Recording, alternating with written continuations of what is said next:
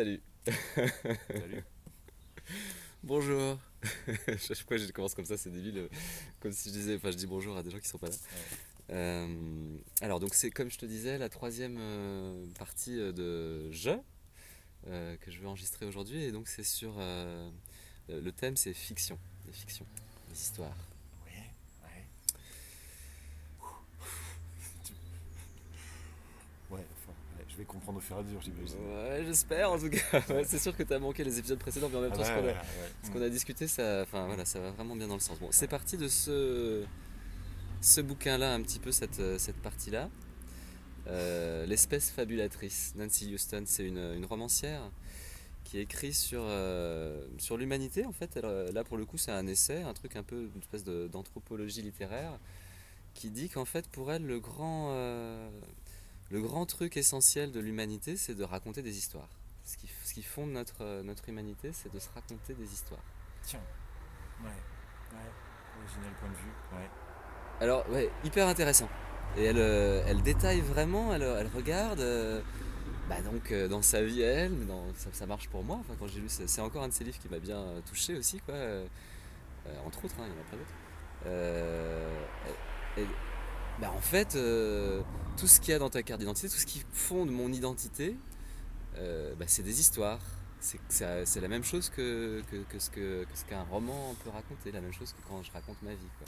Par exemple, si tu prends même, enfin, je te parle déjà de tout ce qui est culturel, enfin imaginaire de l'ordre du symbolique, ton prénom. Hmm. C'est une histoire que racontent tes parents par rapport à des choix qu'ils ont fait, par rapport à une langue, par Ouais, rapport à une ouais. culture, ou même l'endroit où tu es né. Bah, tu es né dans un endroit du monde, c'est un espace physique, mais le fait que ce pays s'appelle comme ça, qu'il est tel, ça aussi c'est une forme de grande histoire Ouais, collective qui s'est racontée entre les hommes, ouais, des choses comme ça. ouais. Waouh, oh la vache, les gens qui partent dans des trucs, quoi. Ouais. Bon, Ouais, ouais, ouais, ouais, effectivement, on peut dire ça. Ouais. après je suis pas, enfin, il y a quelque chose qui me trouble un peu dans la façon dont elle, à partir de ça, elle, bah, ça reste quelqu'un de très, elle est très pragmatique, très ancrée dans une forme de réalisme. Du coup, elle a tendance à dire, par exemple, bon bah voilà, tous les mythes, toutes les histoires que les hommes et les femmes se sont racontées, les dieux et tout ça, c'est vraiment de la fantaisie. Et la seule chose qui tienne, justement, c'est les histoires que nous racontons en tant que quand nous écrivons, quoi. Et voilà, elle parle du Ouais. roman. Mais c'est quand même Oui. intéressant, en tout cas, ce qu'elle fonde. Et par exemple, justement, il y a aussi ces histoires de biologie. Enfin, nous on est des hommes, pas Ouais. vrai. Bon. Mais c'est que des histoires que nous fondons sur savoir qu'est-ce que c'est qu'être un homme, Ah non, c'est etc. vrai. Des fictions. C'est que des histoires. Bon, il y a sans doute une part de nature, mais ce qui constitue qu'est-ce que c'est qu'être un homme, bah, c'est pareil, c'est toutes les histoires que depuis l'enfance j'ai entendu raconter du genre, etc. Bon, sur le genre j'y reviendrai, Ah, donc on va pas c'est forcément une trop ouais, s'attarder là-dessus. vision, c'est une vouloir voir de manière abstraite des choses qui pour moi sont complètement concrètes. Mais c'est concret, les fictions sont concrètes. Alors c'est ça qui est justement intéressant, c'est la même chose que l'illusion. Les fictions, nos fictions font partie du réel, simplement c'est pour dire ça a la même qualité que des histoires qui se racontent. Et c'est la même chose que quand tu dis, il y a tout ce phénomène de l'autofiction, du reality show, du spectacle Hmm. aujourd'hui, qui fait qu'en fait, les vies des gens, bah, c'est des histoires qui racontent aux autres. Et ce qu'on est en train de faire là, par exemple, on voit, les Ouais. gens voient un petit bout de nous, un petit bout Hmm. de nos vies, et puis ça aide chacun à raconter son histoire. Ouais.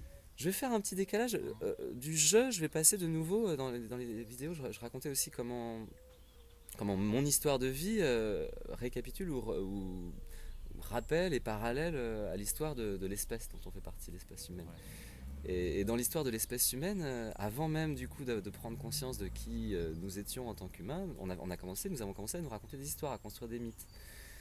C'est donc cet historien israélien là, qui a écrit ce bouquin, qui a fait un gros tabac, qui a été traduit dans 30 langues, Sapiens, je me rappelle plus de son nom. Il a un nom un peu C'est pas moi difficile qui vais te le dire. à se rappeler. Je l'ai pas lu en entier, hein. Ouais. J'ai lu seulement des petits extraits qui parlent de la révolution cognitive, de la façon dont notre espèce Sapiens a pris le dessus sur les autres espèces Homo. Et puis il y a 60-70 000 ans, a comme ça fait une espèce de révolution dans sa tête, sur quelque chose qui a duré sur des milliers d'années, ou en commençant à complexifier son langage, de sorte de pouvoir justement raconter des Ouais. histoires, construire des choses complexes. Et c'est à ce moment-là que les humains ont commencé à, à peindre vraiment sur les murs, à faire des premiers rituels, à adorer des dieux, à se considérer D'accord. eux-mêmes comme une communauté, à inventer des mythes. Donc tant qu'il n'y a pas eu d'histoire, on était des animaux, quoi. C'est ça, il y a quelque chose Un comme truc comme ça. une fondation de, ouais, début de la narration humaine, Ouais. la fiction humaine. Et il raconte aussi comment, après la deuxième grande révolution de l'espèce Homo sapiens, quand la révolution néolithique, pour moi c'était vraiment un truc, ça fait des années que je me dis, tiens, il y a quelque chose de vraiment important qui s'est passé là, il y a 10-12 000 ans. Ah oui, là on est d'accord. euh, Ouais. Le passage de la chasse et la cueillette, ouais, à s'installer, sédentarité. le début des emmerdes. Voilà, il y a tout un Ouais. tas de concepts Ouais. qui continuent à se fader depuis Ouais. le C'est là, patriarcat, c'est à le ce moment-là. travail. C'est à ce On est moment-là. vraiment passé d'un certain mode de pensée à un autre mode de pensée à ce moment-là, je pense. Ouais. Et c'est celui-là peut-être qui est aujourd'hui en train d'être questionné, mis en tension, et peut-être qui peut amener à une autre révolution avec voilà, de nouvelles histoires qui sont en train d'être Mm. fondées là sur cette planète. Donc ça, j'en parlerai aussi plus tard, c'est un peu l'intention justement globale. Mais ouais, donc du coup pour dire, à ce moment-là, il y a des nouveaux types de fiction qui sont apparus dans l'humanité, qui ont permis à l'humanité eh ben, de construire euh, des ensembles plus vastes, plus complexes, c'est-à-dire des royaumes, des empires. C'est en fondant des nouvelles fictions, des nouvelles histoires, des nouveaux rapports aux dieux, de nouveaux Ouais. rapports à la communauté, qu'on a pu construire ces sociétés complexes avec ces types de hiérarchie qui a fait qu'on a pu dire, bah oui d'accord, lui c'est Pharaon, il est fils de Dieu, donc voilà, on va travailler comme des bêtes pour lui, parce que de toute façon, il a ce pouvoir-là. Enfin, voilà.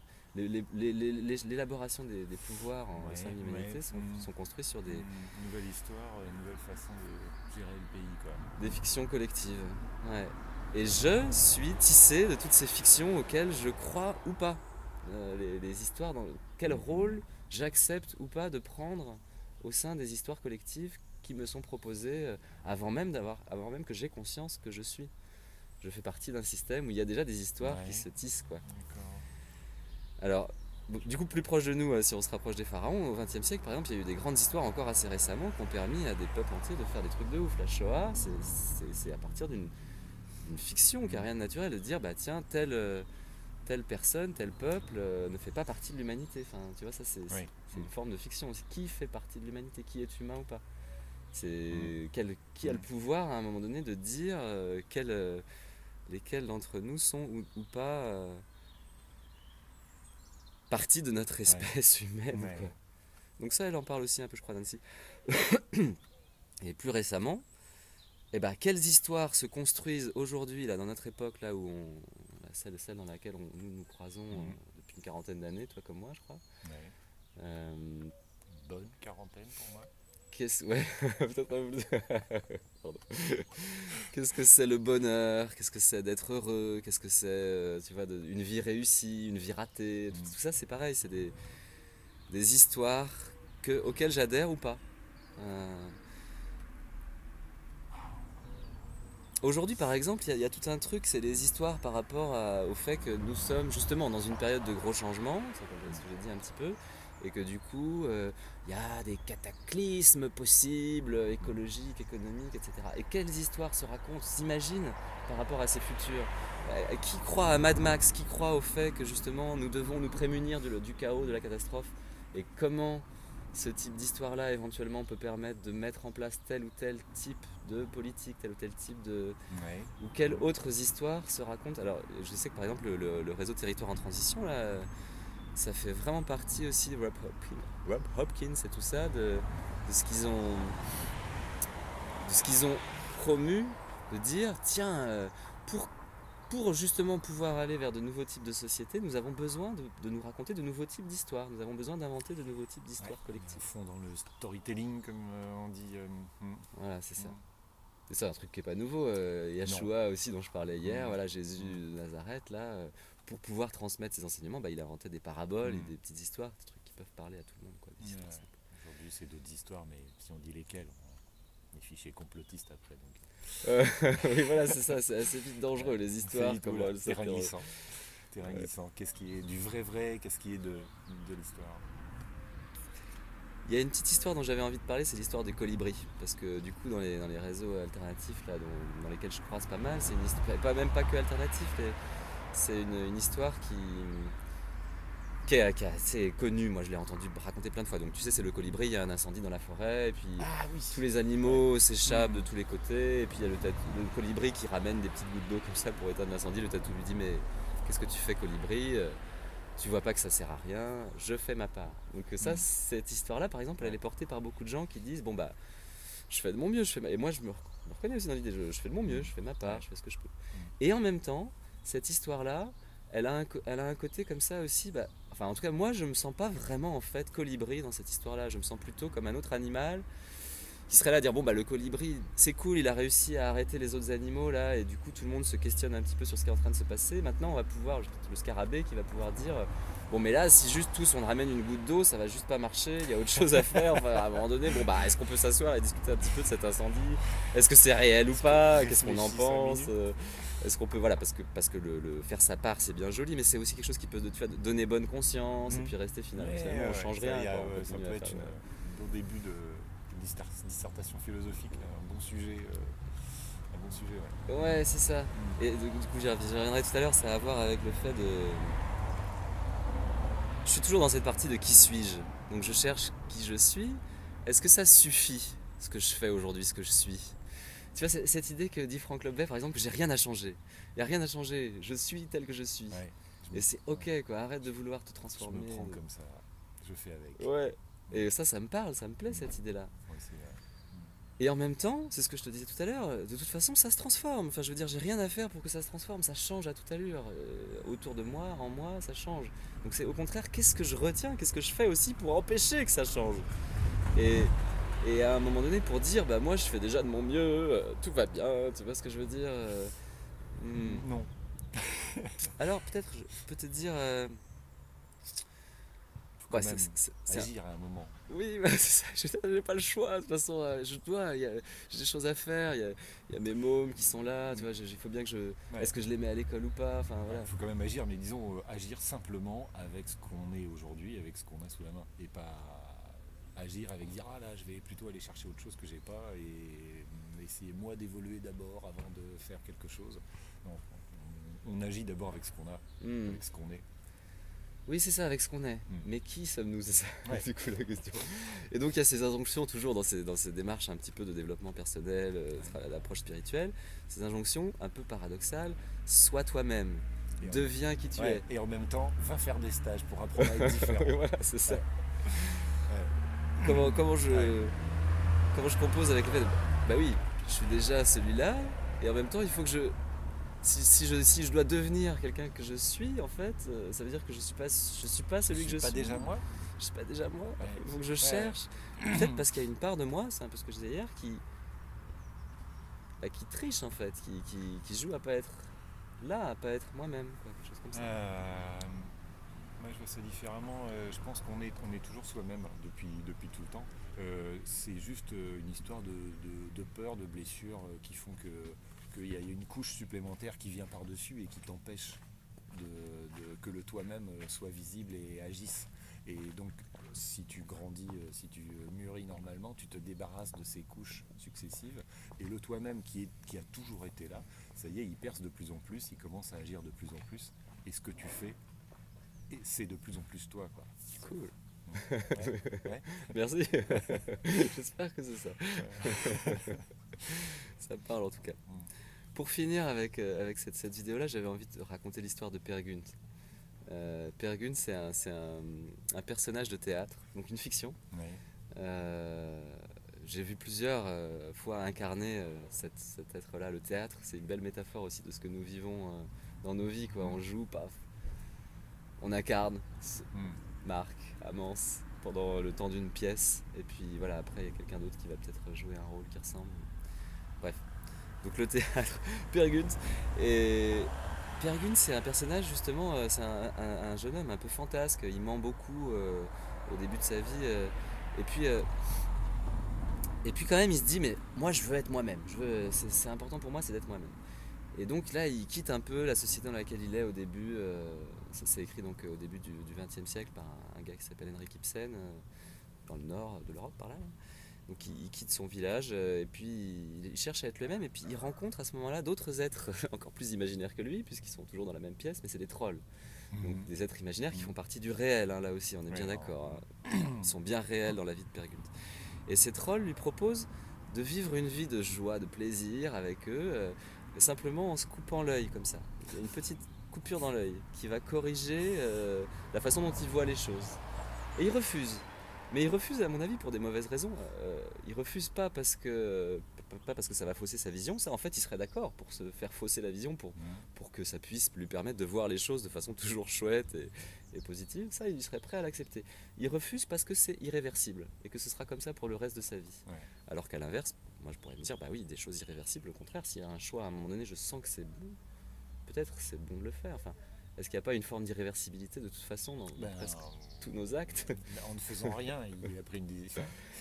Exactement, et c'est ça que révèle le reste de la pièce, parce que toute la pièce ensuite il cherche à être lui-même tout du long, etc.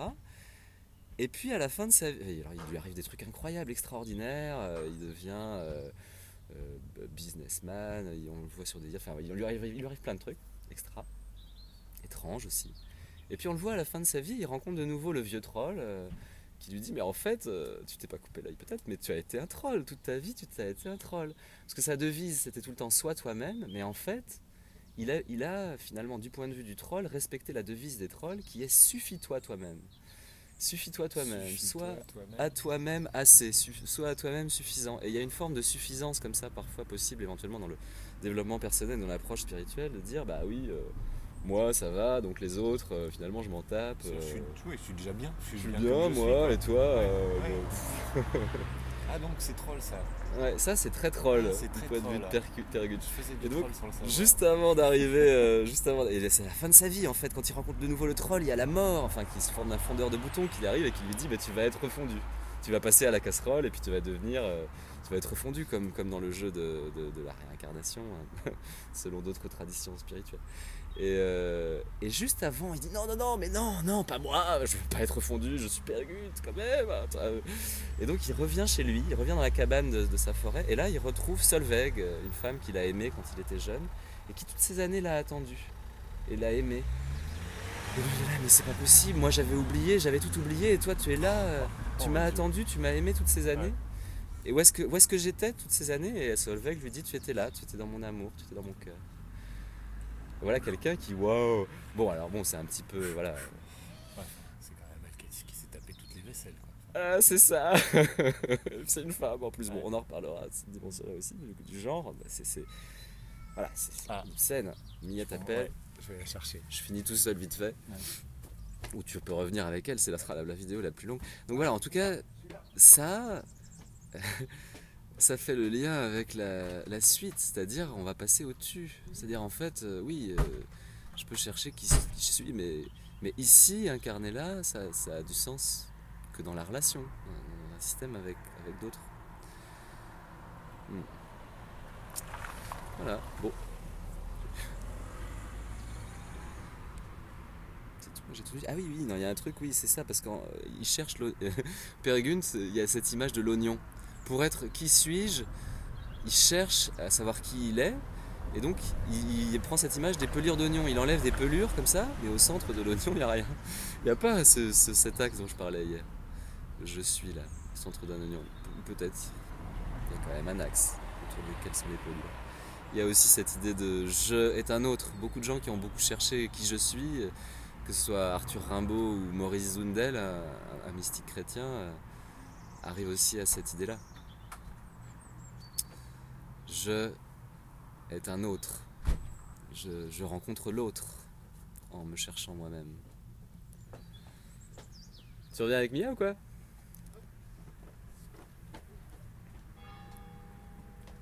Cloche sonne. Ah bah voilà, justement, c'est chouette. Alors du coup, on va pouvoir faire le feedback ensemble. Ouais. Tac. Ça va, Mia? Non, c'était le pantalon de la Barbie qui voulait pas rentrer. Aïe.